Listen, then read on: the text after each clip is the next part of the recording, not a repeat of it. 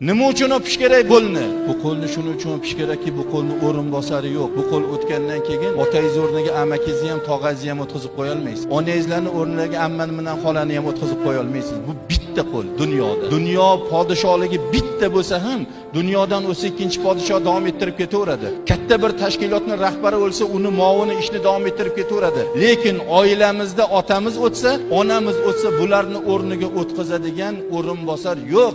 Mana shuning uchun bu qo'lni o'pish kerak. Otalarning qo'llariga qarang, ajin bosib, bugun qaltiroq bosib qo'lidagi narsani usha olmayapti. Nima uchun? Kim uchun? Farzand uchun emasmi? Farzandim o'qimishli bo'lsin, farzandim uyli bo'lsin, oilali bo'lsin, mashinali bo'lsin deb bu qo'llar kecha loyni loy changallab, issiqni issiq, sovuni sovuq demasdan tinimsiz mehnat qildi. Mana shu qo'l sababidan bugun savlat to'kib o'tiribmiz. Bu qo'lni o'pishga arzimaydimi endi?